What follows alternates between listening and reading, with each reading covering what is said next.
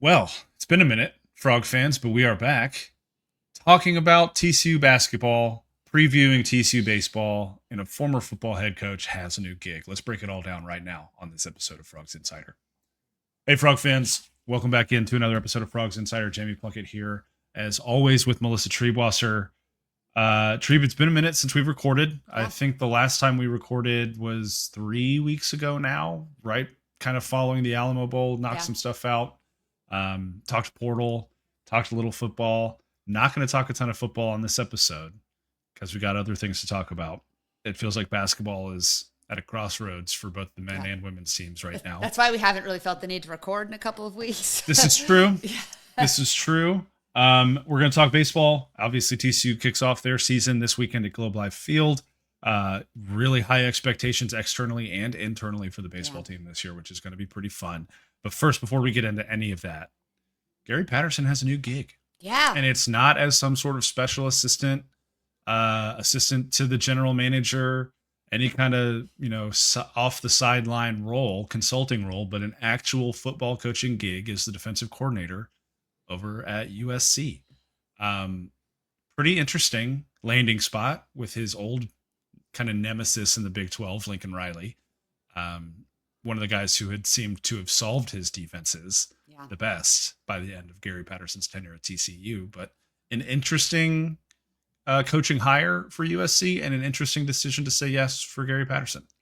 It's a fascinating move in every aspect to me. Like you mentioned, Lincoln Riley and him had some battles. Lincoln seemed to kind of figure out Gary's signature defense towards the end of Gary's tenure in Fort Worth, going back to being a defensive coordinator after rebuffing opportunities from multiple universities to do the same. And then going to be the DC with an offense whose singular goal in life is to not help the defense based on everything we've seen with that USC offense and with Lincoln Riley's system over the course of the last 10 years or so. So I think I'm excited because this will be the best caliber of athlete Gary's had access to. USC has talent. They recruit at a high level. They portal at a high level. They have money to spend. And so what can he do with elite level classes and talent, and will he be a draw for kids to come play defense? Because it's been no issue getting elite skill players for Lincoln Riley, but defense has brought in talent, but they haven't necessarily seen the defense match that talent. So for a thousand reasons, I am going to be watching this very closely. At the end of the day, I'm happy for Gary. I'm happy he got a job doing what he's really good at, and that's defense. I'm happy he's back in the game. The game's better with him in it. I'm glad he didn't like try to complete the trifecta and go to SMU or Texas Tech or something. That makes me happy as well. I think it's the way that Gary Gary'd this in the most Gary way, and waiting till he got the Hall of Fame, and all of those types of things. He's still Yeah. Gary, but I certainly hope that this works for him.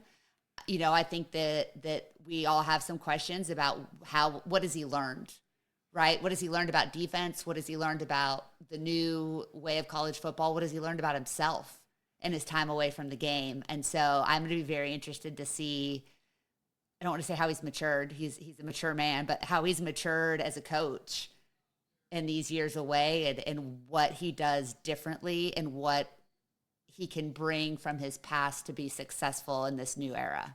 Yeah, it's one of those things where I feel like the situation at USC is going to set him up for success in a couple of those areas. My understanding, based on talking to some of the folks that cover the USC program, who we got to meet a few of them from the Alamo Bowl time, and then I got a couple messages from a few of the folks on the USC beat when that DC search was underway, saying, "Hey, we've heard Gary Patterson as a name.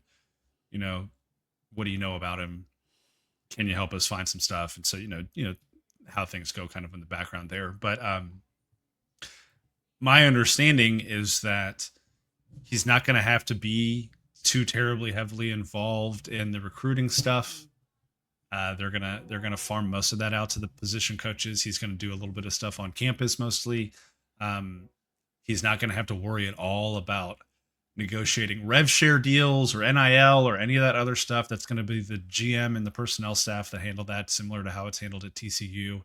And he's really just going to be able to coach football. And if you're looking for a situation that's beneficial to an old dog like Gary Patterson, where he's been resistant to some of the new tricks in the past, like you said, and I think that this is a good setup for him to work his way back into coaching and to not have to worry about a ton of the other off the field stuff that has cluttered up the game this much. So I think from that standpoint, it's a really good situation for him.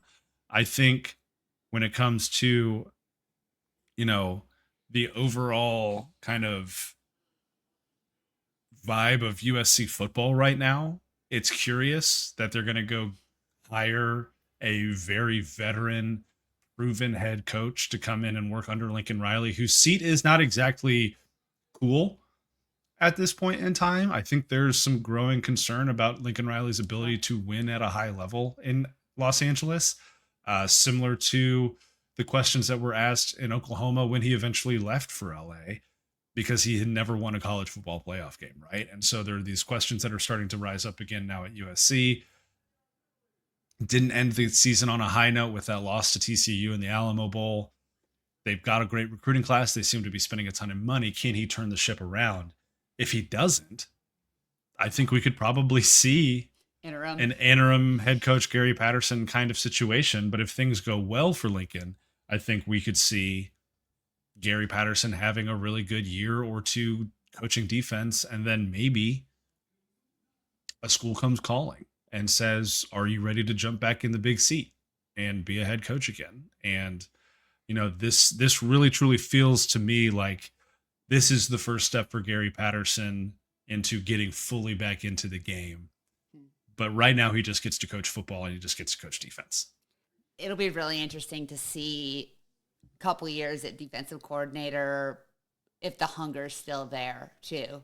I think that's it. I think he didn't leave the game on his terms at TCU. He didn't have the bounce back that he wanted to, probably career wise. And so if he had the one he wanted to, but not the roles he wanted to. He didn't. I think he could have been a defensive coordinator. Yes. The next in 2022, if he wanted. But now he's come back and he said, like you mentioned earlier, that I had to wait the certain amount of time to qualify for the Hall of Fame, yada yada, all this stuff. But you and I both know for a fact that he had multiple defensive coordinator offers on the table that offseason. But not head coach offers. And I think I think we had this conversation about how this was kind of parallel to Bill Belichick, right? And that like you're an all-time great, you become available kind of shockingly, and then you're waiting for everyone to call you and give you another head coaching job, and that call doesn't come. I mean, he may have gotten offers. We don't necessarily know everything. But I know he interviewed for the Houston job. Yeah. When Willie Fritz got that. I know that he's very good friends with Jerry Kill. Yeah. And when the New Mexico job opened up, I think Kill, because of his connections in the state, said, "Hey, you should probably call Gary Patterson." And I don't know if that phone call ever got answered or whatnot. I mean, he's been in the mix or in the conversation for some head coaching stuff here and there. But again, like you said, is it the thing that he really want? Like, did he really want to go to Houston? Yeah. Right? Would he have preferred a bigger school, a bigger name, something like that? I don't know. Yeah. And so that, I mean, we loved Gary because he didn't have a ton of humility when it comes, and nor did he need to. He earned his place. But you wonder how kind of taking the wayward path for these last several years, like if that's given him the hunger back that he had early in his career, because I think that most of us around TCU would say the way the last few seasons went, and I think we've discussed this too previously, is it felt like he had kind of lost that hunger. He'd lost the appetite for what the game was becoming, and TCU underachieved. That's why things went down the way that they did, even though they probably shouldn't have gone down the way that they did.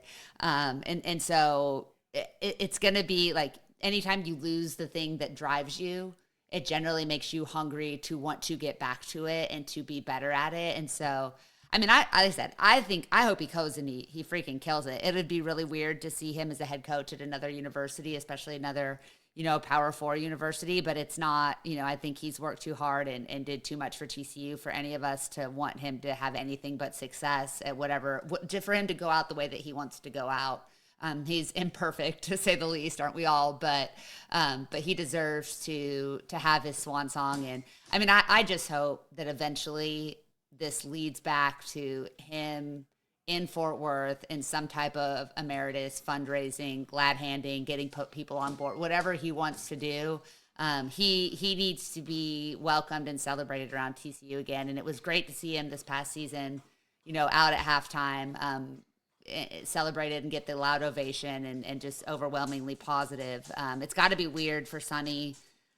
There's just so much weirdness around this. I think the best thing for him is to go to a different conference, go out to the West Coast, and hopefully be successful in a place where not a lot of defensive coordinators have had success. Yeah. Just be busy on Saturday again for a little while. I think it'll be good for everybody. For sure. I agree. I think it will be good for everybody. Baseball season's here. The long national nightmare is over. At the time that you are listening to this, dear sweet patron of ours, the Super Bowl will have ended. The football season will officially be behind us, and it will be baseball season. And gotta admit, it's my favorite time of year. Yeah. Super excited that baseball's finally back. Yeah, I mean, I love TCU baseball with my whole heart, my whole passion. I'm not as deep into it as you are, obviously, which we got to make sure at some point here we plug your new project, speaking of TCU baseball and Big 12 baseball in general. But I like, we were both out at the scrimmage this afternoon. The weather was gorgeous. It was perfect. There were balls flying over the fence. There was great pitching happening. And I was just like, God dang, it's good to be back. Like, there's just something so magical about TCU baseball. And this team is so loaded and so talented and has so much potential. I cannot wait for this weekend over at Globe Life. I know we'll both be out there. It's a great matchups. It's going to be another awesome test. We saw that weekend expose some things about this team, but also gave us some reasons for hope a year ago. And so I think it's going to be just a great weekend. And there's so many questions that need to be answered about this team and this roster and how things are going to come together. And that first weekend when you're playing super elite competition makes coaches have to answer them a little bit quicker than they want to. Yeah, and it's funny that you say that because I was sitting with a couple parents of players today at the scrimmage, and we were talking after they had wrapped up, and I was about to leave, and one of them looks at me and says, do you think we come away on fire after this weekend, or do you think we get a little exposed? And I said, the first weekend of college baseball, I think everyone's in for a little bit of both. We have had the chance to talk about this team and watch this team for the last 4 months while they're just playing each other. I think the consensus nationally is that TCU has one of the more talented rosters in the country. And now we get to go see what that amalgamation of talent looks like when they're playing players in different uniforms. And I think it's going to be really fun. I think it's going to be a really fun season for TCU and for its fan base. But we just don't know yet. We'll know when they roll the balls and bats out on Friday at 3:00 in the afternoon at Globe Life, and we'll go from there.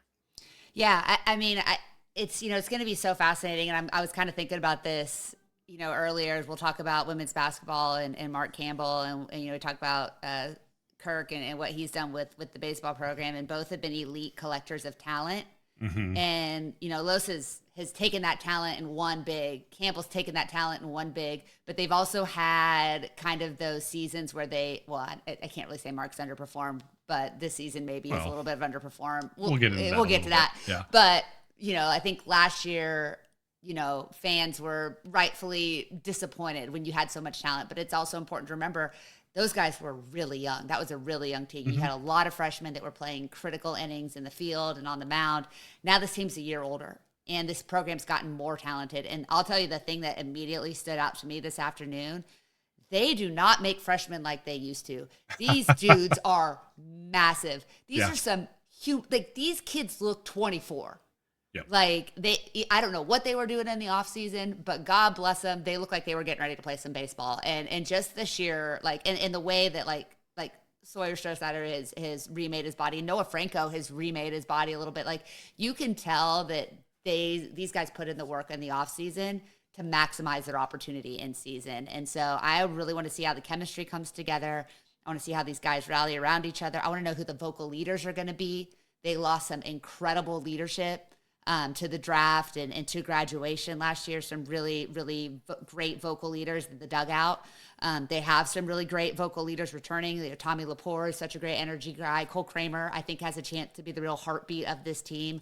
I can't wait to see if guys like Stroh and Franco and Traeger, if those guys step up and take over more of a leadership role. Chase Brunson, I mean, those guys have been quiet, lead by example kind of guys, but it's time for them to take that next step. And so I want to see how this talent turns into success. And I want to see TCU host a regional, and I want to see him in play to host a super regional. And I sure as heck want to see him in Omaha this summer. And I don't think any of those things are unreasonable beyond goals, if not expectations. No, I don't think that any of that's unreasonable when you look at the talent on the roster. But I think, and again, we'll get into this with women's hoops a little bit. Talent doesn't always mean you're going to be the best team. And I think there are some, at least instances last year and this year, where you can compare the two women's basketball teams and say, okay, maybe this year's team has more talent, but last year's group was a really close knit and capable team. And so, I think it's all about how you as a coaching staff turn that talent into a team. I think that's one of Kirk's strong suits, if we're going to be completely honest. He's a big culture guy. He's a big player first guy, and he does a tremendous job of empowering these players to take on some of those bigger kind of vocal roles. So you mentioned Cole Kramer. He's definitely going to be one of those big vocal guys, vocal leaders for the team this year. We had a chance to talk to Lucas Franco, one of those freshmen that you mentioned, who does not look like a freshman. He missed some time in the fall with an injury. And when he came back at the end of fall camp, he admitted to us, he was like, the game was pretty fast. Like, things were pretty sped up for me. And he's like, Cole Kramer is a guy who helped me slow the game back down, get my confidence back, get my legs back under me, and really, kind of step up into the role that they're expecting me to play this year, because Lucas Franco is going to be the starting shortstop. Like, that's, if you guys go back to the last episode and listen to my interview with Kirk, he pretty much said, yeah, Lucas is going to start at shortstop. Jack Bell's going to move back over to third base. And so, it's really good when you have an extreme talent like Lucas Franco to be able to put him between an elite veteran talent defensively like Jack Bell at third base and a vocal leader who's intelligent and probably closer to my age than Lucas Franco's and Cole Kramer. They openly called this man. He turned 23 last week. They openly call him Unc. They love him dearly. He's very good at bringing people in. And, you talked about all of the youth and they're older, a year older, and they're in their second year. Cole Kramer's now in his second year in the program as well. And I think he fully understands and has fully embraced the selfless excellence, energy, culture mantra of the baseball program. And so I think you're going to see him really embrace that in a leadership way this year. And then you talked about this sophomore class. I mean, it's one of the most impressive sophomore classes in the country. If you don't believe me, just go look around. If you don't like, and I say this unabashedly, and I will get called a homer for it, I don't care. This is one of the most talented outfields in college baseball this year. When you think about Noah Franco in left field, Chase Brunson in center, Sawyer Stroh-Snyder in right, there are not many teams in the country that can roll out that amount of talent at all three spots, both defensively and at the plate.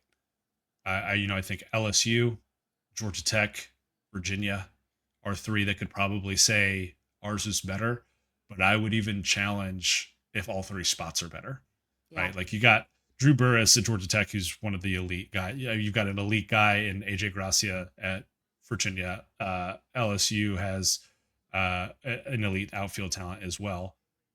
But top to bottom, I think TCU has one of the most impressive outfield units in the country this year. And I think that I said last year at this time of year, the team will go as far as that freshman class carries them.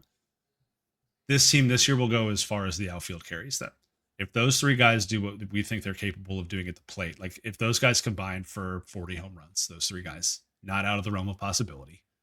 Right, if you go 15, 13, and 12, you're there. Stroh had 2 today, and both of them were freaking literal piss missiles, right? Yeah. And so, if you get the kind of production you're anticipating from those three guys, it's going to be a really special year for TCU baseball. Well, we've hit third, we've hit second, we've hit short, we've got around the outfield. We got to talk about first base Yeah. because I was sitting near the dugout when Liddington went to his first at bat and just hit an absolute rope. And I don't know who it was in the dugout, but one of the guys just shook his head and said, all that dude does is hit. Hmm. And then I think he had two or three just real, just hot shots off the bat. Just looked super comfortable at the plate. I don't know defensively because I don't think we saw a whole lot of him. He didn't get a lot of action if he was over there, but Yeah. he looks like he's going to be a kid that's going to make that transition pretty easily and be an effective part of the lineup. Yeah, he's a kid who obviously Incarnate Word transfer led the Southland Conference with 15 home runs last year. I believe first team All Southland Conference. I don't know if he was Southland Conference Player of the Year or not. I'd have to go back and look, but led the league in home runs with 15. Came up to TCU for his fifth year, and I think had a little bit of an adjustment period in the fall. We got to talk to him pretty early on in the fall, and he said, I'm still trying to get acclimated. Still, I think the biggest shift for him was, oh my god, you mean I have to go hit off of Tommy Lepore every day Yeah. in practice? Like, what do you mean? And so it took him a second, I think, to kind of get his bearings and adjust. And then he had a foot injury near the end of fall camp that he spent most of the winter recovering from. So he's really just gotten back in to kind of full game action the last week or so. He was just hitting until about a week ago. And then this weekend, he was obviously back playing first base and running bases and doing all of that. But I think the time just spent in the cages, like that was all he could focus on for about a month and a half, really helped him kind of get his bearings at the plate. And so he's a kid, tall, 6'3", Huge. right-handed bat, Huge. gives TCU its first like genuine, legitimate first baseman they've had in probably since Cole Fontenelle in 2023. Because I mean, you've been platooning with Carson Bowen and you know, gosh, I mean, a couple other Curtis guys. Curtis Byrne was Byrne was over over there. Yeah. there for a God little bless while, him. right? Yeah. And it's just like, okay, that's you're doing that out of necessity because you want those bats in the lineup, but those guys aren't true first basemen. I don't think any of them would say that, right? I mean, Curtis definitely not, and then Carson transferred out because he didn't want to play Yeah. first base, and so to have a guy who's a legitimate first baseman, physically built like a first baseman, power bat from the right side of the plate when you've gotten pretty lefty heavy over the last few years. To add a guy like Rob Liddington is huge for this program, and he doesn't have to be the 15 home run guy he was at Incarnate Word. Now he might be, I'd like but if him he to be. but if he can give you 10 and give you, 15 to 20 doubles. I mean, he had a really nice double today, pulled it between out into the left gap to the wall, got to second base really easily. Turned a double play that ended the scrimmage as Yeah. well over at first base. Um, That was can we say who it was thrown by? Who the pitch was thrown by? Is that out there? Yeah, it was Cole Cole Eaton. Eaton. Yeah, Yeah. who has made the move from outfielder to pitcher. Um, that's a whole nother thing. Yeah. Now, I mean, when you've got guys having to go pitch in order to get the opportunity to have some playing time, that's how Yeah. deep the outfield is. He had kind of turned into the maybe sixth, fifth, sixth outfielder out there with Jack Arthur back from injury Yeah. and fully healthy, and then Colton Griffin moved from the infield to the outfield. CG Mascaro's a freshman that they're really impressed by, who had a really good fall. Got a lot of playing time with some guys that were out with injury. But yeah, Cole Eaton is pitching now. But yeah, I like Rob Liddington a lot. I think he was a Yeah. really good addition. He doesn't have to be. No, that's the thing with this lineup though. Nobody has to be the guy that goes and hits 25 home runs in order Yeah. for this to be a productive season. You've got six guys in your lineup that could each give you 10 to 15 home runs this year. And I mean, at that point, you're talking about probably being tops in the Big 12. You're probably talking about being a top 15 team in the country just in that category. And that's going to lead to a lot of success. And Liddington's going to be a part of that for sure. Well, another one of those guys that can hit double-digit home runs and really came on last year, part of that sophomore class, is Nolan Traeger at catcher, Mm-hmm. and he played some first base in the scrimmage on Saturday. Is that correct? And today. And today Yeah. a little bit too. Sunday. Yeah. And then they've got a really capable backup. Another one of just the most gigantic human being I've ever seen in Brady Dallimore. Like Yeah. like these kids are just so freaking put together, which is I just think is so impressive. So I mean Traeger, I think that we've come to count on. He, like you mentioned, Carson leaving. It's a part of the reason is because Nolan Traeger is just so dang good and was so solid. and has been so reliable for this team. And so you've got him, and then you've got a true freshman backing him up. How much do you think we're going to see Dallimore, get reps behind the plate? Is he going to be a Tuesday guy? What's going to be kind of the situation there? Yeah, I would have a hard time seeing them keeping Dallimore out of the lineup a lot, just because I think he's been swinging a pretty good bat since he got on campus.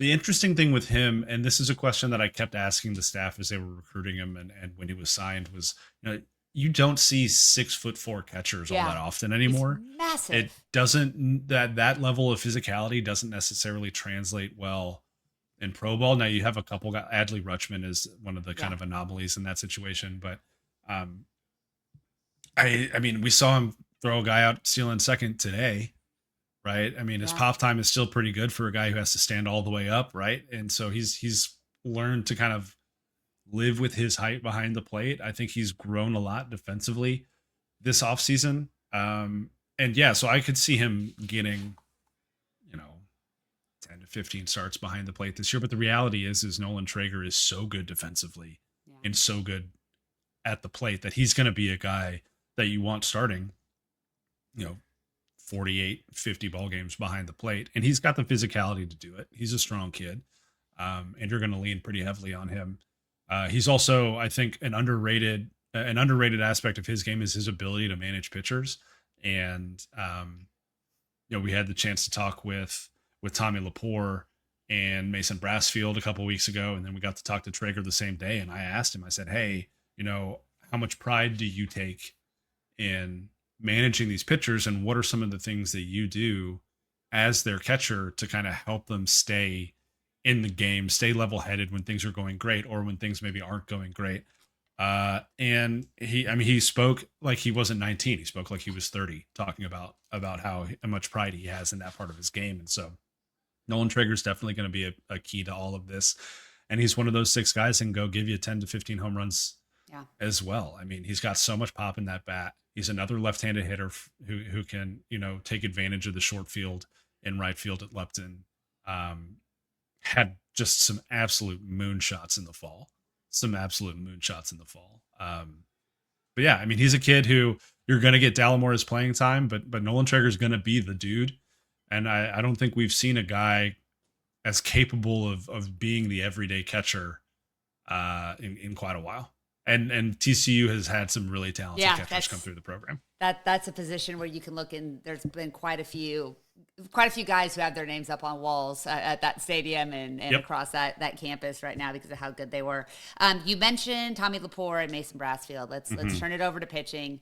Tommy, no question, is the Friday night guy. Nobody doubts that. Yeah, He breaking news. deserves Tommy it. Lepore, Yeah, Friday night starter. he is the ace. And I think we all know what to expect from Tommy. He's gotten a ton of preseason accolades. He's a guy that MLB is very high on as well. If he just takes that slight tick up from year one to year two at TCU, he has a chance to be an All-American this year, right? I don't think there's any question. So feels like Friday's in really good shape. We know Tommy. We love Tommy. On and off the field, he's one of the most important players for TCU in that dugout.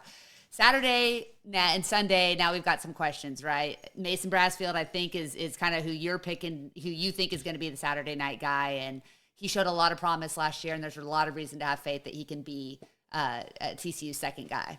Yeah, I think when you talk about kids in that sophomore class who reworked their bodies a little bit this offseason, really kind of retooled their games, Mason Brassfield is one of those guys. Really fun delivery from the left side, added a sinker to the mix as well. And so I think one of the critiques of him last season was he was really only fastball slider, fastball changeup. Like his secondaries weren't great. And that doesn't allow you to pitch deep into ball games all the time unless you kind of find it for a game or two. And so adding a sinker and really kind of expanding his secondary options, I think will be great for him in his sophomore campaign. He's going to be the Saturday guy. He's going to go against Arkansas on Saturday night at Globe Life, and I'm really intrigued by this pitch, because I think it had a really good fall. He got a lot of swings and misses with it. It was a really nice compliment to his fastball, which has some really good break on it, some really good lefty movement, and I think he could have a big year. I think he could be a really nice second punch behind Lepore. When you go tall righty that can ratchet it up to 101, and then you come back the next day with a really lanky lefty who sits 95 with his fastball, can drop down to mid to low 80s with some of his secondaries. That's just such a different look one day to the next, especially in a series where you're playing the same team. That gives you a lot of versatility just in your starting rotation alone. And so I like that 1-2 punch. I think it's a really strong one. And if they can stay healthy and if they both um, continue to kind of work their full pitch mix and not rely too heavily on any one pitch, I think they're both going to have really good years. And then when you look at Sunday, I know you're really high on Uli Fernsler and have been really high on him, Yeah. and believe that he may be the Sunday guy when he's fully healthy by the time conference play starts. But as he still works his way back from it was a knee issue in the fall that he was Mm-hmm. dealing with, as he works Yeah. his way back from that, there's a couple of good options. You've got some veteran transfers, you've got some young guys. If you had to guess right now, who's starting on Sunday at Globe Life?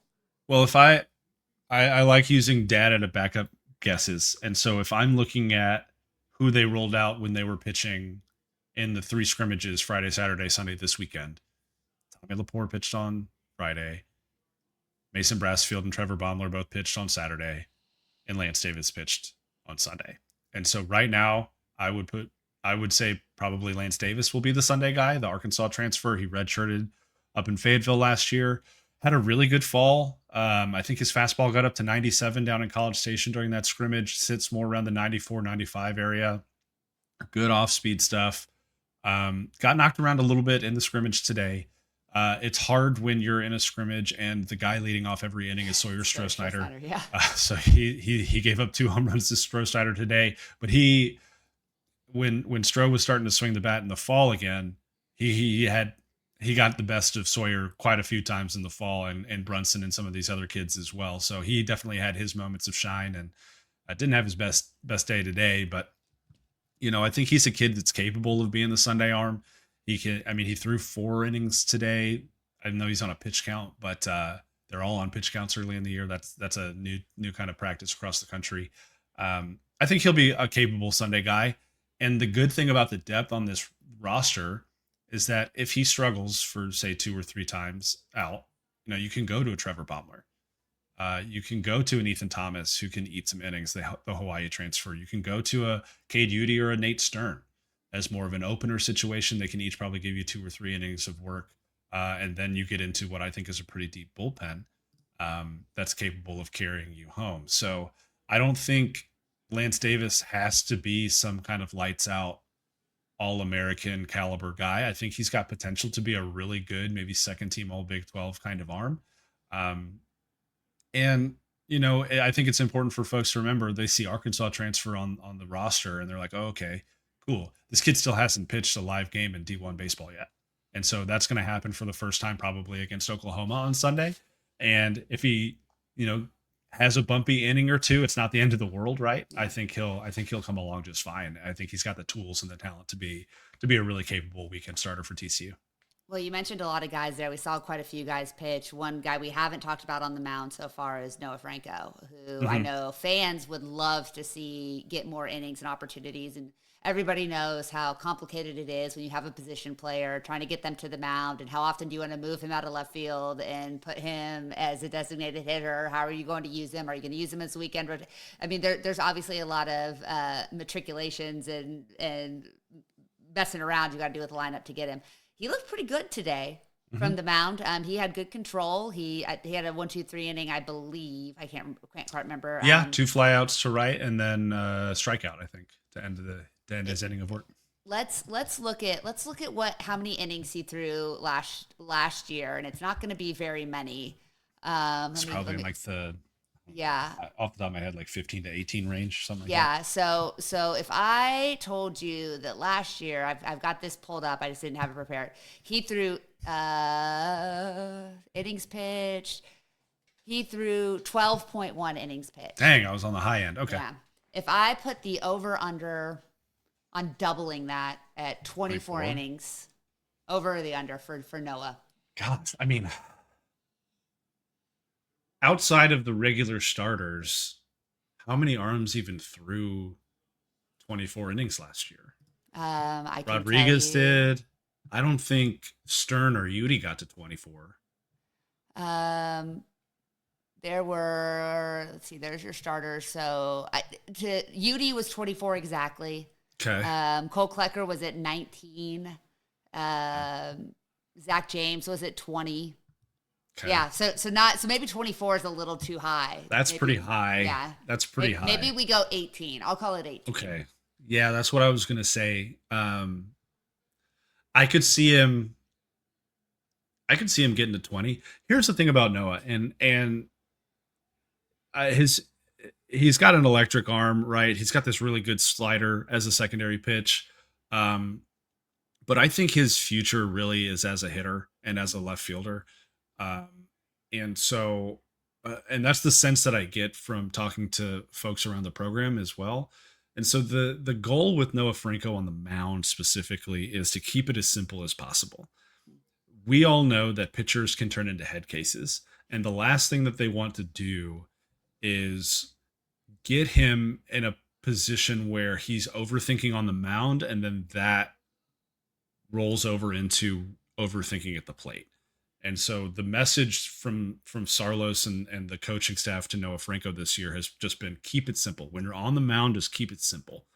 Throw strikes. You've got a dominant fastball. You have a dominant slider.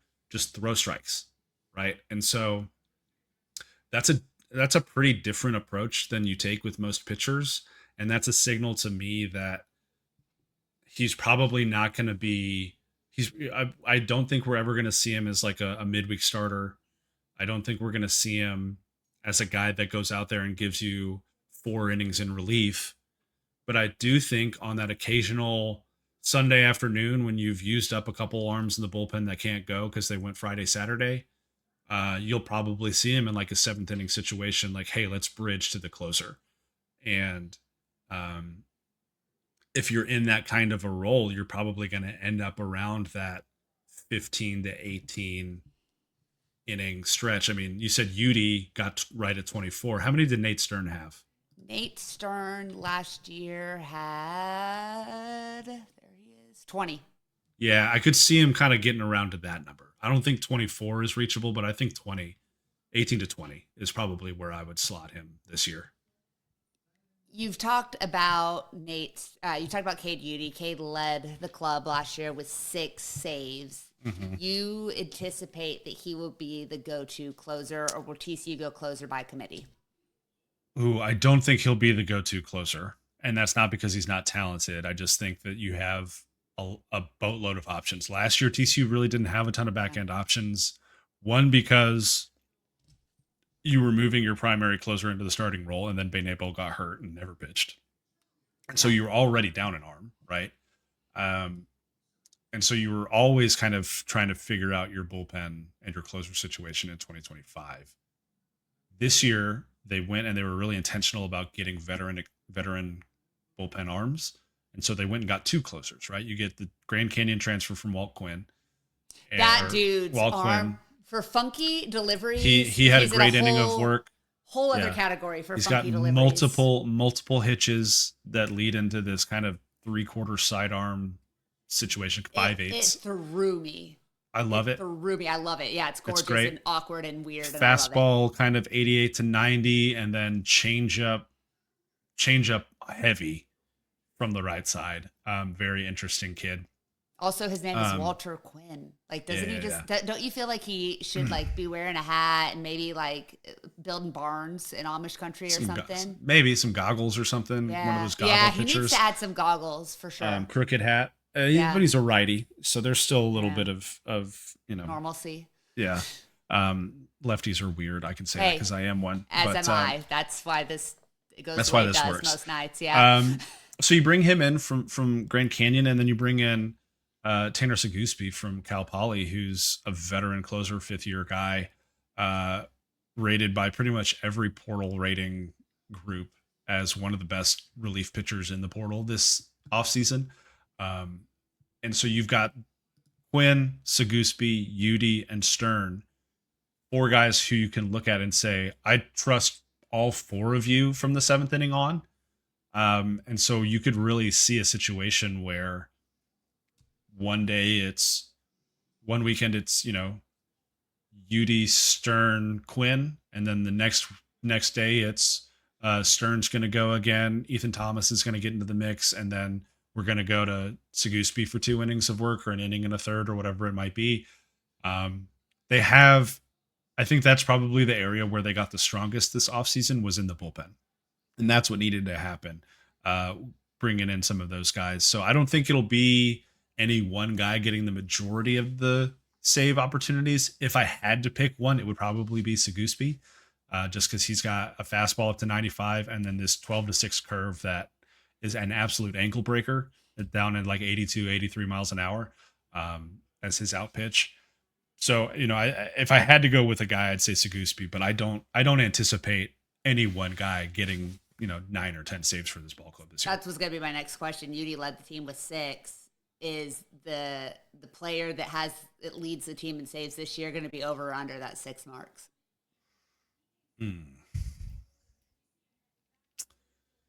Saves are tricky because you're playing a lot of close games. I would say I'll take the over. I think Saguspi probably ends up with 7. Like, I think that's the max that anyone would end up with, though. You've talked I'm about probably this. going to regret that one. It's probably going to be under, but that's fine. You've talked a lot about the bullpen, and one of the biggest question marks and the need to strengthen the bullpen is because they lost Louis Rodriguez for the season, and Louis was so nails down the stretch. I mean, he was throwing as well as anybody for TCU at the end of the season. He was such a consistent kind of long to middle reliever that could come in any situation and get out of tough situations. Who do you think can be that guy this year, or is it going to be by committee as well? I think it'll be Nate Stern. Like, at the end of the day, if you have to say one name, I'm going to go with Stern. He threw 3 innings on Friday, no hit innings. I think he issued 1 walk and then immediately erased it with a double play. Fastball was up to 95. He was in the strike zone, really good command. And I think he's a kid they're really going to lean on this year out of the bullpen. So when you go and you get guys like Quinn and Saguspi, that allows you to stretch a couple other guys out for those long relief roles. And I was having this conversation with a guy today over text. Like, Nate Stern is a kid who, as a sophomore, I think could probably be a weekend starter for half of the Big 12. He's got that caliber of talent. It took him a while to figure it out as a freshman, but we saw what he was capable of, especially in that weekend series at Utah. I thought he had a great series to close the regular season last year. And so I think he can really kind of step into that Louis role. Obviously, you would love to have Louis in that role, but he has been relegated to director of bullpen operations, similar to Ben Abel a year ago. Perfect. And so Nate Stern, I think, would be that guy.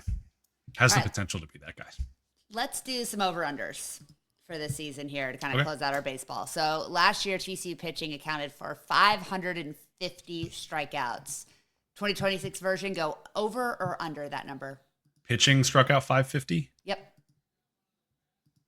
I'll take the over. Take the over. I think there are more. I think there are more swing and miss pitches in the bullpen this year, and so I think that's what'll get it. 68 home runs from the lineup last year. TCU Over. over or under? Yep, over by a lot, right? Over. Sawyer, or we'll say Chase Brunson had 12. Noah and Stroh both had 11. Over. Who leads this team in home runs, and how many do they hit?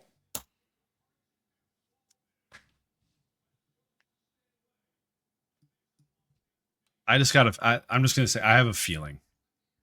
First of all, so like we mentioned earlier, Sawyer Stroh-Snyder hit 2 absolute tanks. Yeah. Today. His second home run was 113 miles an hour off the bat.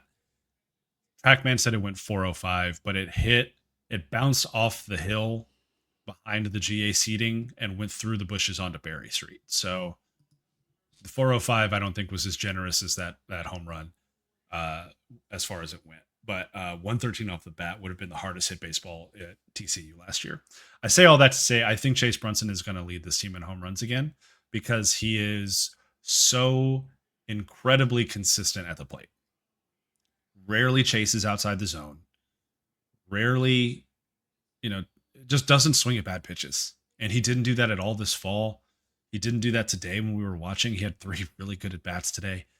Um, when you have that beacon of consistency who can kind of just hang in the background because you've got guys who take up most of the media oxygen like Stroh and Noah and Lapore, he just gets to do his thing. Yeah. And people don't talk about Chase Brunson enough. The kid is a top 40 draft prospect this year. Like, he was drafted out of high school by the Blue Jays in the 18th round. He didn't even play in the outfield until his sophomore year of high school. He was a catcher growing up. So he's got Really? kind of this, yeah. So he's got this ability just to be really physical. We see that a lot of time with the way he plays center field, the way he's willing to run into the wall, the way he's really willing to run into the gap and lay out. We see that with the way he approaches things at the plate.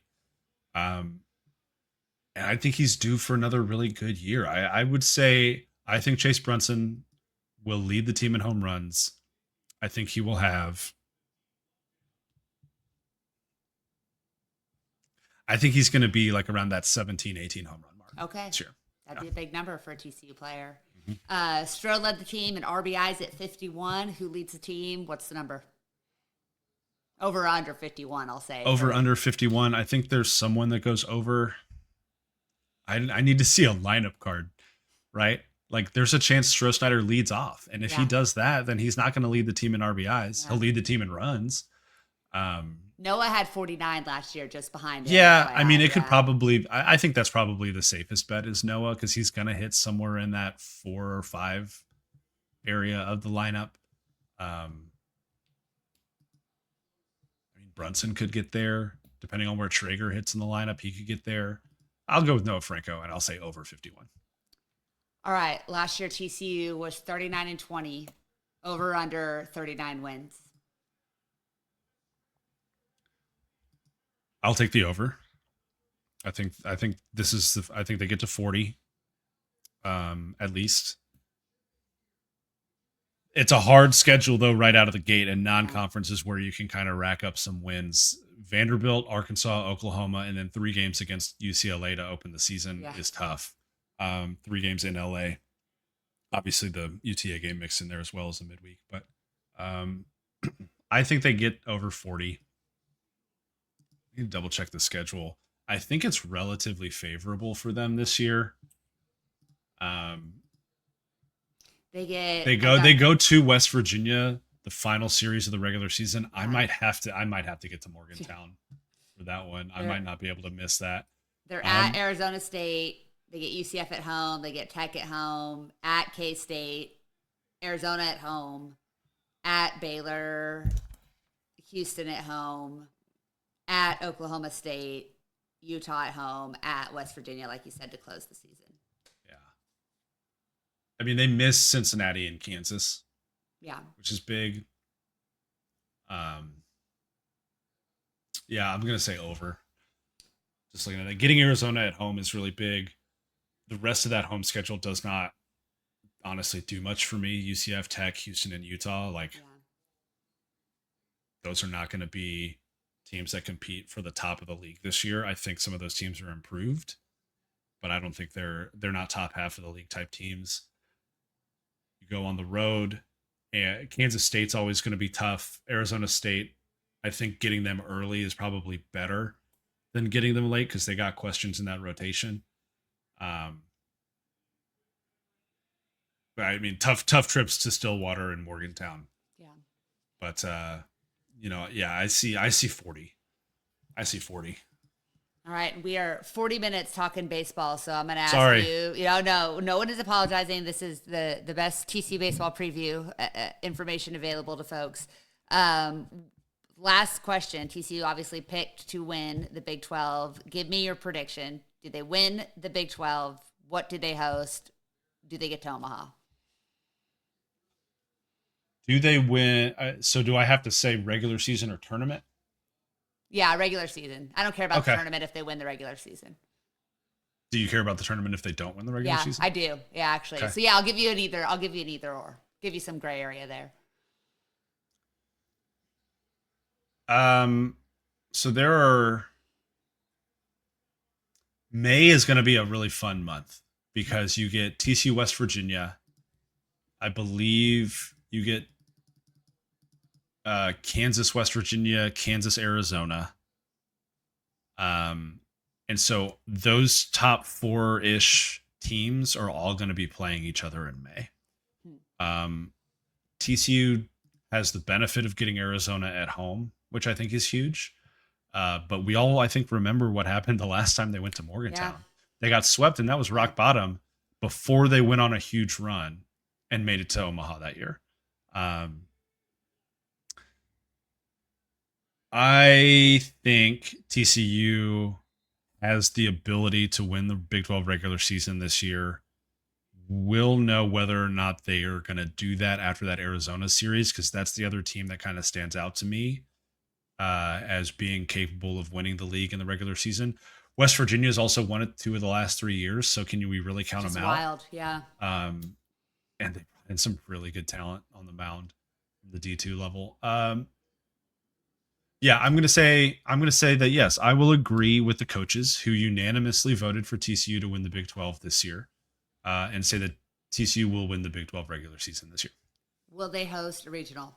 Yes. Will they If host a they super if they get regional? over if they get over 40 wins and they win the Big 12 regular season, they will be a top 8 seed in the tournament, and they will host a regional and be in line to host a super regional. Yes. Will they go to Omaha? Depends on the draw. I mean, at that when you get to Come tournament on, time, JV. it Come depends. on. Look, I have Don't not. speak like an Hang on unbiased now. media member Hang on now. here. I have not said anything this time in the last few times we've talked about TCU baseball that would lead people to think that I don't expect them to go to Omaha this year. Um, I think that based on conversations with people in the building, they understand the caliber of talent they have on this roster. They understand that if TCU is going to Omaha, this is a unit that can do it. And not only that, they believe that this is a unit that can win it. And I don't think necessarily that TCU will win the national championship this year. I think that this is a team that is capable of doing something no other TCU baseball team has done and getting to that final weekend. But it all depends on the draw. Like if something weird happens and you end up with like a Kentucky coming to Fort Worth for a super, that might be the end of the road, right? If you end up with a weird draw and you're the 9 seed and you have to go to, because of other things, say you have to hit the road and go play in, I don't know, Baton Rouge for the super, that might be the end of the road, right? And so, do I think that this is a team that is fully capable of going to Omaha? Yeah, I do. I think this is probably the best team TCU has had on paper since that 2016 team. Um, do I think they will go to Omaha? A lot of that is out of their control when it comes to the selection committee. But I think that this is a team that is capable of Omaha. I think that this is a team that is expecting to set themselves up in a manner that will lead them to Omaha.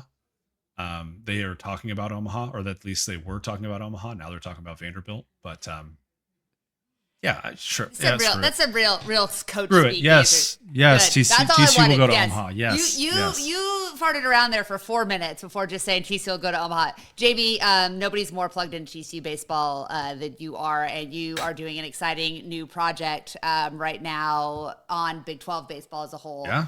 Where can people listen to your new podcast? Shout out to Noah Darling for harassing me. He didn't really. He messaged me back in October. If That you don't took know one Noah, ask. It took one yeah, ask. he didn't have to messaged me harass back in you. October and said, "Hey, do you want to collaborate on something around the Big 12?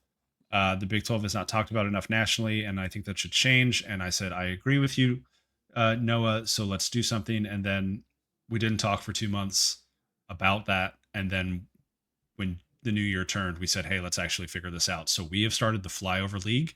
It is a Big 12 baseball podcast. We will record once a week and we will talk about all things Big 12 baseball. We have done 2 episodes already. You can find it wherever you get your podcasts. This 3rd episode will be a video version as well, that we will probably post on a YouTube channel to be posted somewhere later. And we will be talking on this third episode about our preseason awards across the league. So player of the year, pitcher of the year, freshman of the year, those kinds of things. Um, it's been fun for the first two episodes. We previewed every Big 12 team.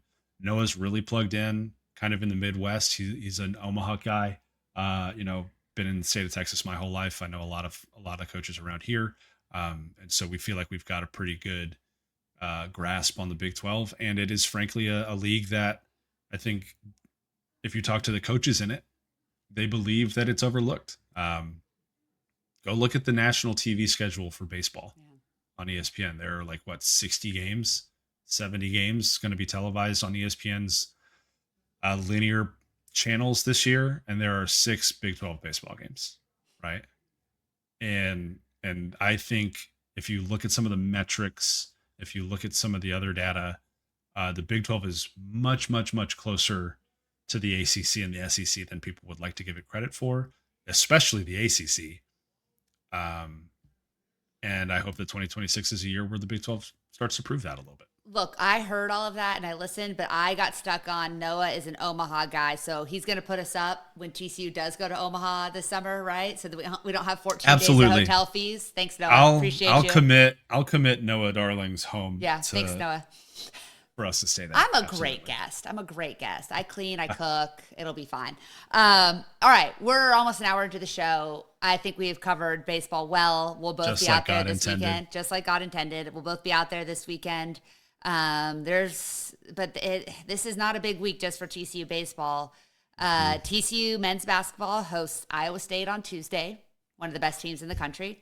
TCU women's basketball goes to Baylor on Thursday with a share of first place in the Big 12 conference on the line. I don't think right now, sitting here recording, either of us feel great about where either program is when it comes to what the postseason is going to be for very different reasons. When you look at the men's team, they're not on the right side of the bubble, and it's going to be hard for them to get to the right side of the bubble. For the women's team, the expectation coming into the season was to be a top 16 seed and host the first 2 rounds of March Madness, and that is absolutely in question right now. So let's start with the men. Exciting win against Kansas State. Fell behind by as many as 18, I believe, in the first half. Had some clutch plays down the stretch. Xavier Edmonds, I'm really going to miss you when you're gone, whenever that's going to be.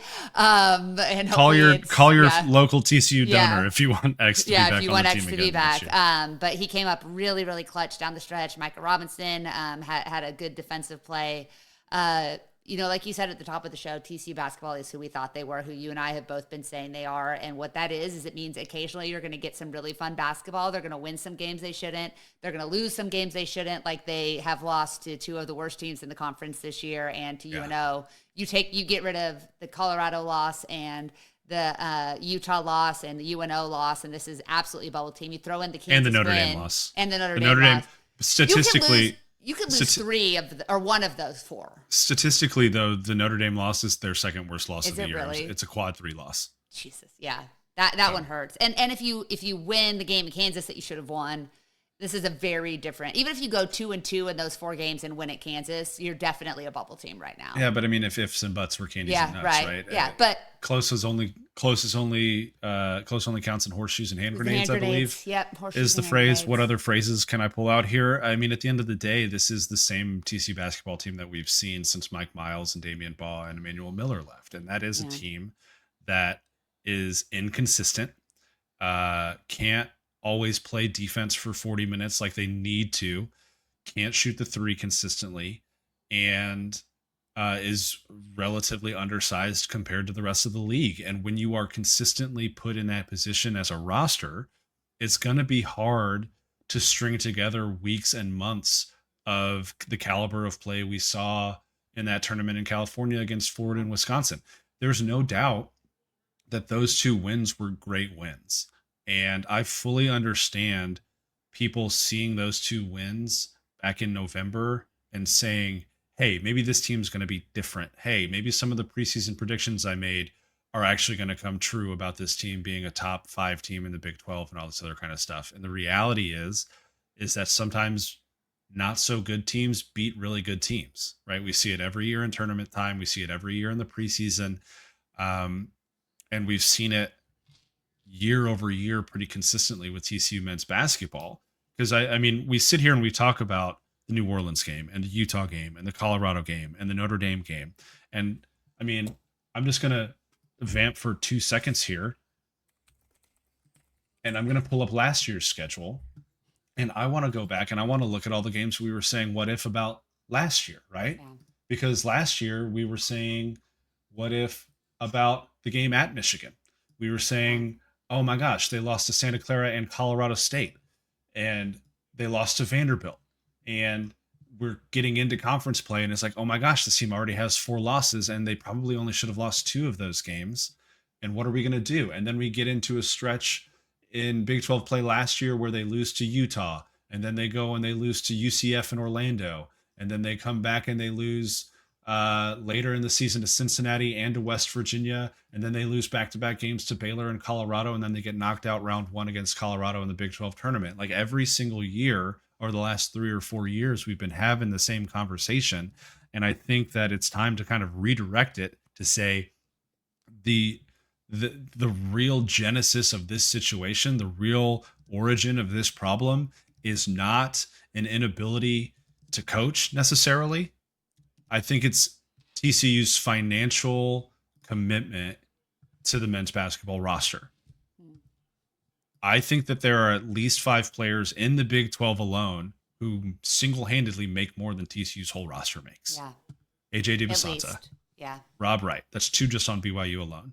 JT Toppin, Koa Pete, PJ Haggerty, I think makes more than TCU's entire roster does. And he had the flu on Saturday against Dropped TCU and 30. still dropped 30, Yeah. right? And so when we talk about TCU men's basketball, I think it's important to start talking about it in that context because it makes so much more sense. It helps us understand what we're seeing, right? And then I think back to what Mike Buddy said a couple months into his tenure at TCU when he says, we're going to evaluate coaches and programs based on the investments that's being made, right? Like if we're investing at a top of the Big 12 level, then we're going to expect Big 12 championships. And then he tacks on to that always, if we're winning Big 12 championships, that means we're competing for national championships. Mhm. But he also on the reverse side of that says, if we're investing at a bottom half of the Big 12 level, why would we expect Big 12 championships? And it's completely logical and it makes a ton of sense. It's also not necessarily a perspective that fans are going to grasp onto and say, okay, well, I'm fine with basketball being what it is then, Yeah. right? People want to win basketball games. I think there's a growing desire to win basketball games because of what Jamie Dixon has done at TCU to win the NIT, to get into those 3 consecutive NCAA tournaments. Arguably should have gone to the second weekend in that loss to Arizona. Lost your starting center right before you played Gonzaga. That was really unfortunate. Kind of an Eddie Lampkin crash out call back there. And, you know, at the end of the day, though, right, the floor of men's basketball has been raised tremendously. And I don't think the investment is necessarily there for the ceiling to be as high as people want it to be. Well, this team is facing Iowa State at home. They go to Oklahoma State, to a shockingly good UCF program. What a job Mhm. they've done down there. They get West Virginia at home, Arizona State at home, go back to Manhattan, play Kansas State, finish at Texas Tech and Cincinnati at home. They currently sit ninth in the Big 12 conference. They play a lot of the teams that are just ahead of them here over the next month of the season. I don't think that anybody expects them to get in the mix for, an upper echelon seed in the Big 12 tournament, but they can play their way back into the bubble conversation if they can string together some wins here. But as you said at the beginning, it's really hard to envision them being able to be consistently competitive against that schedule with what we've seen to this point. They're going to win a game they shouldn't win. They're probably going to lose another game they shouldn't lose, and they're probably going to split the rest. Would be my guess. And I want to clarify too that that's not a critique of the players on the roster. Yeah, Right. That's a challenge that the coaching staff has to deal with and the personnel team has to deal with and figuring out how to construct a roster that's competitive in the Big yeah, 12. And the reality is that they've done that. True. they Absolutely. have cultivated a roster with the budget that they were given that is competitive in the Big 12. It is not a Big 12 championship contender. There's a difference, but I mean, they did beat Florida and Wisconsin, right? They did go and they pushed Kansas to the limit. They should have won that game. They hung tough with a probably national championship winning Arizona team. Yeah. Um, the wheels have come off the wagon in February again for the third year in a row, and that's really tough to see. But none of that is the fault of the caliber of player that they're bringing in, right? Like, look at Xavier Edmonds Yeah. over the last 5 games. He was a JUCO kid last year. He's got 5 straight double doubles. He was just one of the Big 12 starting five of the week last week. Will probably be that again this week after putting 25, was it 26 and 10 to help that comeback against Kansas State. I mean, David Punch has taken a tremendous step forward this year. Michael Robinson, I think we're starting to see take a step forward. The the ability to bring in talent and the ability to develop that talent, there's evidence of that all over this men's basketball program. But when you're starting behind Yeah. from a budget perspective, development can only do so much at times. Well, and the culture too has remained really, Oh, it's really great. exceptional. The- Just how even many watching, teams how many teams would have quit yeah, after a couple of these losses in January and February? down 18 in the first half at home against the team Yeah. that wanted it more. But I mean, even just the way that the players were messing with X after the game with his post game interview, like this Mm-hmm. team likes each other, they play together, they play hard, they play for each other. Jamie has maximized what he's able to accomplish with the resources that he's been given. Yeah. I know that's not enough for TCU fans. We both have been frustrated with it. It'd be great to see more investment in that program, but there's going to be a cost to that too. If you're putting more money, if you want to have a competitive roster in the Big 12, you're looking at a minimum of another $5 million, I would guess, just to get to that upper middle of the pack. Probably 3 or 4. And that's like you said, that's probably getting you closer to I mean, Kansas and BYU and Tech, I Yeah. think, are in their own league. And then that's probably getting you into like the Baylor range Yeah. And that didn't really work and out for them and this year. frankly the Yeah. Kansas State range, right? Yeah. And that also didn't really Um, work out for them. So so yeah, I mean, and to be completely clear, more investment does not automatically lead to wins. I think the Texas Tech K State. football example has skewed a lot of people's Yeah. understanding of that. But look at how much Florida and Florida State spent on their rosters this year in football, and how much Baylor and Kansas State have spent on their rosters in basketball this year, and understand that a greater investment does not always lead to more wins automatically. But it does set you up if you're keen talent evaluators and good developers, like I believe this TCU coaching staff Yeah. is, to have more consistent success and to be able to compete at a consistently kind of higher level. Look, a season ago, they made the decision to invest in retention. We've seen the same thing with, Hmm. with football as well. It's going to take a significantly larger investment to retain this roster this year, I think, Yeah. because you've seen guys like Xavier and David Punch take these big leaps. But if they somehow can keep this roster together, you have something really, really good going into 26, 27. I Uh-huh. just don't know that you're going to be able to spend to keep this roster together. Well, I think there are a couple aspects to that. I think first of all, the rev share budget increases by 4% this year. Um, this upcoming year, you also will not have to deduct scholarship Yeah. dollars from that bucket, so that frees up 2.5 million. Now, there's some sort of like luxury tax that will have to be paid if you end up spending that money, but I think every school that can do it will do it, Yeah. and I think TCU is one of those schools that would be capable of that. So there's going to be more money to give next year just from a rev share perspective. I think what will be really critical is in that NIL kind of third party giving space. What can you drum up for men's basketball? Yeah. I think it's going to be, I think with the inconsistency that can make it hard to fundraise that third party extra money. But if there are folks out there that really love Xavier Edmonds, and I'll just be completely honest, the vultures are already circling, Sure. right? I texted you that I think last week. The vultures are already circling for Xavier Edmonds. He's going to get thrown just a stupid number this And he, offseason. I mean, he's playing like he deserves it. Yeah. Frankly, he's playing like Yeah. he deserves it. But if you right, and so that's where the challenge comes in is I've been told multiple times by the coaching staff, retention is the goal this offseason. If you really fully go all in on Edmonds and Punch, you've got a commitment from the top JUCO point guard and Trent Yeah. Lincoln, who is 6'3", really athletic, can kind of step into that Jaden Pierre role that he will leave after he graduates this year.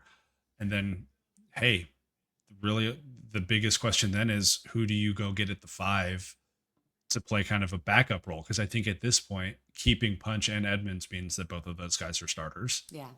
And so how do you backfill the center position to make sure that it's a little bit deeper than it is? Obviously, there's the hope for Diallo returning, but Solachum I think runs out of eligibility as well this year, so you'll have a little bit of money freed up there.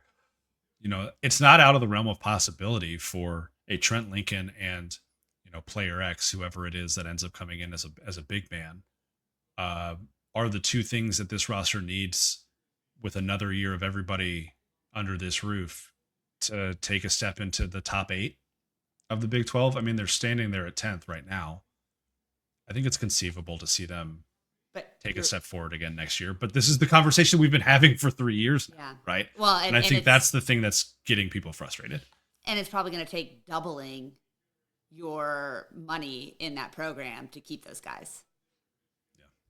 And so, yeah, it's going to be fascinating. I think, I mean, for as much as we talk about it and as troubling as we find everything, can you imagine how Jamie Dixon is feeling? So I think he's done. You got to feel like you're at a shootout with a Yeah.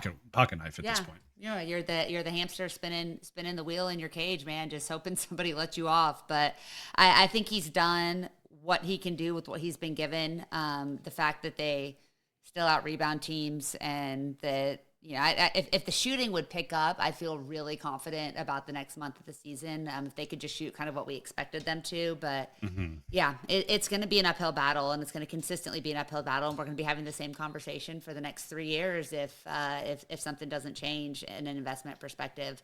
Kind of like what we saw with the women's basketball program and how a little bit of investment completely changed the fortune of that program. But as Mark Campbell is learning, with great investment comes great responsibility and great expectations. And this program has, made it to the national stage. And so now every loss becomes an absolute shock and inexcusable and something that you cannot explain away. And the amount of DMs and tweets I get during a women's basketball game makes me happy.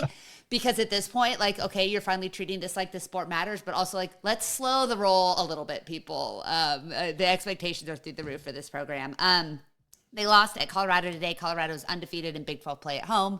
That is a very tough place to win. They've got some good athletes. It's also a game you cannot lose if you're TCU. That is a team you're better than, and you need to go assert yourself against that program and get a win. And this team has played with its food far too much this season and doesn't have the killer instinct that last year's group had. And I don't know if that's these 10 players haven't come together as quickly as last year's 10 new players came together, if that's they're missing a piece. I don't know what the secret sauce that isn't there is, but this team has not quite reached its peak, and Campbell has been very open in admitting that they have not reached their ceiling, and they're still several steps away from where they can be. Yeah, it's one of those situations where, like I alluded to earlier, I think that this is a more talented roster For sure. than women's basketball had a year ago. But I'm curious about how well they've gelled as a team, and you just alluded to that as well. I don't think it's like a culture problem, so No. I don't want anyone to hear that. I think they have a great culture under Mark Campbell. I think he's done. He's done miraculous things with the program. The fact that we're even talking about a 21-4 women's basketball team with like, hey, we've got some Disappointing. concerns, Yeah. is just a wild reality to live in. Yeah. But I think you also kind of go and you look at some of the challenges that this team is facing, and it wasn't necessarily the challenge today per se, but I mean, the turnovers have become a pretty significant issue Mhm. at times, especially in late game situations for this team. And when you have a player, I'm curious to hear from Mark about this at some point, but when you have players that are as capable and talented and are probably both top 10 draft picks in the draft this upcoming season, like Olivia Miles and Marta Suarez, Marta's a like second rounder right you now, but she think, has for sure. Yeah, she can play like, her way back into the bottom of the first, but she's I not top think 10. It's a loaded draft. I It's mean, a but the loaded turnovers, draft. right? I think that's my Yeah. biggest critique with her. Obviously, there's some shooting inefficiencies there that have cropped up over the last few weeks, but like I'm fine with shooters shooting and trying to get out Yeah. of those slumps. It's the like, oh, she turned it over 7 times, Yeah. or oh, Olivia, for all of her creative ability and her court vision, I've said this to you, I think off mic, like her court vision truly genuinely reminds me of like a Luca style Yeah. player where she can just see things that are happening before they happen. Like some of her fast break passes to Donovan Hunter over the last couple of weeks have been so wildly Yeah. impressive. But then there's also the moment of like, that might not have been the moment to like try a skip pass that It's you only a good accidentally threw out pass. of bounds. Yeah. It can only Right. it's And only a good pass if someone can receive it. Your vision right. is only as good as the completion of the play is. And so playing kind of within the limits of your teammates is something that I Yeah. think can be a challenge for players that are that talented. And I just think that there are some mistakes that are fixable that just haven't been Yeah. fixed yet. And that's not to say that they won't be. It's only February 8th, Yeah. the day that we're recording this. Like there's But so much there's time. 6 games left. That's it. Right. And so it's like, Then the hey, season's shorter. if you wanna do the whole, hey, let's back to back this thing, let's make a run in the tournament and get back to the Elite Eight and push for that Final Four bid. Like now is really the time where some of that stuff has to get cleaned up.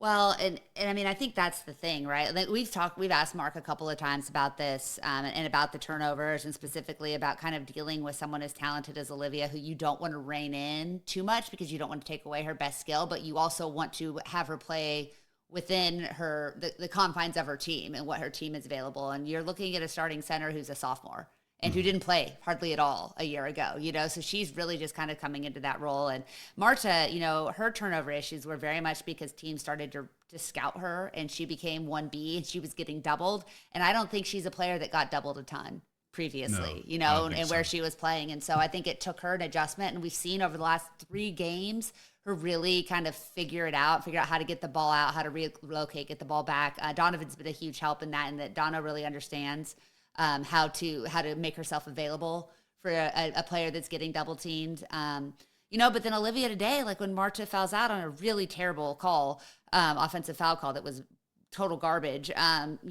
Olivia really stepped up because she got called for a technical for celebrating a little bit, and she just took over. And I think the thing I want to see more from her is she doesn't always play like she's the best player on the floor, and she needs to be in attack mode. She was used to being one of 4 future pros on the court at Notre Dame for a lot of her season, and having a very ball dominant running mate in Hannah Hidalgo. And she needs to be in that gear earlier than she is. She needs to be going to the basket anytime she's in a one-on-one. She does it most of the time, but I'd like to see her be more aggressive as a scorer. I think that's important for TCU to win, and that's the way they're going to win. And we've talked about this before, and I know you want to talk about this a little bit too, but the late game management, from a Yeah. coaching perspective, from a time management perspective, there was 2.1 seconds on the clock, and the play they got out of the timeout was a Olivia Miles corner fadeaway 3. I don't think that's what they drew up, but that's what they ended up with. And so I do think that there are some questions about, okay, you've been in these types of games now maybe 8 to 10 times over the last 2 seasons. There needs to be more, there needs to be that next step from a tactical perspective and from an execution perspective for this team to be able to win more of those close games. I think that's fair. An undersold aspect of this team too. I think like they're shooting 36% from three as a team, and that's Yeah. great. Yeah. But they don't have a Madison Connor this year, No. and that I think because when you talk about the ability to attack the rim and that you want to see her do that more, that makes that calls me back to Haley Van Lith last year, and just it was like for 40 minutes she's just running at the rim full speed Yeah. pretty much. Like Yeah. she's getting that screen from Sedona Prince and she is running at the rim. and she's probably going to get fouled and she's going to get to the free throw line. But on those moments where she's not, she has the opportunity to kick it to one of the best 3-point shooters in the country. Yeah. And I think TCU was really hopeful that Maddie Sure could be that for them. The back is acting up again. That really sucks. Taylor Bigby, I think, has done a great job knocking down shots and being. I think she's taken a good developmental step forward this year. Yeah. But you don't have the like. She's not a 40% 3-point shooter. Yeah, you don't have the we just need a dagger. Yeah. And we can go throw the ball to wherever Madison Connor is on the court and she will deliver a dagger for us. You Yeah. don't quite have that secondary dagger option like TCU did a year ago. Well, and I think that, like, Donovan has really gone underappreciated. I'm trying to look up what her 3-point percentage is this year. But she's not one that's going to attempt 10 3-pointers in a game. Like, that's She's shooting not, 37% from yeah, three which, this year, which is third highest on the team of folks who have attempted at least 53s. yeah, Sure is at 38. Bigby's at 37.6. Hunter's at 37. March is at 35. Man, it feels like Olivia is at Dono 35. is shooting a higher percentage than that, because I feel like she makes them maybe clutch. They're pretty, most of the ones she hits at good times. But but she's also like, that's, she's at the next level. She's probably a 3-and-D, kind of a someone who can come off the bench, who can run the backup point for you, or can play kind of that 3-and-D wing position in the W. But then again, she's not going to attempt 10 threes a game. She's super underrated for her ability to get to the rim. Like, has a chance to be really, really good next year. She's been really, really good this year. But yeah, I just, I think that there's 6 games left for TCU. They have, if not the toughest remaining schedule in the conference, it's got to be one of the top 3. They currently sit in 4th place. They lose the tiebreaker to Texas Tech because they don't get to play them again. So that loss definitely hurt. To have the tiebreaker over Oklahoma State, who's right behind them. They get Iowa State at home. That's significant. They get West Virginia in the return game at home. That's significant. They've got 2 games against Baylor, who is currently in 1st place. They'll also go to Houston, which should be an easy win. And then they go to Cincinnati, which will not be an easy win. Cincinnati's playing really good basketball. They've gotten beat up a little bit, but they're very tough at home. 4-2, 3-3, not out of the realm of possibility for this team. 5-1, also not out of the realm of possibility for this team, or 6-0. The Baylor game on Thursday is going to be significant. If you're a TCU fan that has the ability to get to Waco, I highly encourage you to do it. They're going to need some purple in those stands, because that game, that place is wild for women's basketball in the best possible way. But that's going to kind of be the game. You want to be a top 4 seed going into the Big 12 tournament. That's huge. You get the bye. And you really don't want to be that 4 seed, because there is a lot of depth in the league, even if there's definitely cream rises to the top factor as well. And so I think that winning the regular season is certainly in play. If they win Thursday, it's absolutely in play. If you lose Thursday and you drop a game to West Virginia, or you drop, a couple of games to Baylor, then things could get really hairy for them in that regular season chase. But they will finish the regular season against Baylor at home this year. They finished it on the road last year with the Big 12 title on the line, and went and got that win. I need to see, I hate to simplify it, but I need to see who the dog is going to be over the course of the next month. I hate to make it that simple, but somebody on this team needs to become the asshole, frankly. It needs to be the player that's going to get in people's faces and is going to say, I refuse to lose. That's the other thing. They don't have a Madison Connor, and they don't have a bulldog like Haley Van Lith, who will get in people's faces and not accept anything less than the best. This team works hard. They get extra shots up. They've gotten great contributions off the bench from Clara Bielfeld and Veronica Sheffy. But they need someone that's going to get in people's faces and say, we are going to go and take this Big 12 title. And I haven't seen that player emerge yet. So if they want to be a top 16 team and host the first 2 rounds of the NCAA tournament, they probably need to finish second in the Big 12 regular season and make it to the championship game of the conference tournament. Otherwise, they could very well have to go on the road, and they've really struggled against elite competition on the road so far this season. If you had to pick someone to be that asshole, frankly. Yeah. Not better words for it, but be that dog, be that person that gets in people's faces. Who would you elect to be that?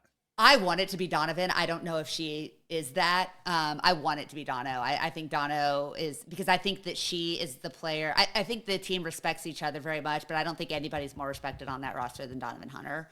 I think the player most likely to be able to do it is Marta. Grad transfer, 5th-year senior. She's got a little fire in her. We've seen that. She is such a uniquely skilled player. I think she can be that player. It's not Olivia's personality. It's not Donovan's personality. It's not Taylor Bigby's. I mean, that's the thing. You have a lot of very quiet leaders, a lot of lead by example players on this team. I think Marta can be the one, or I'd love Dono. Again, it's not her personality to get in other people's faces, but I think it would be really well received by her teammates. Yeah. Yeah, she doesn't strike me as that.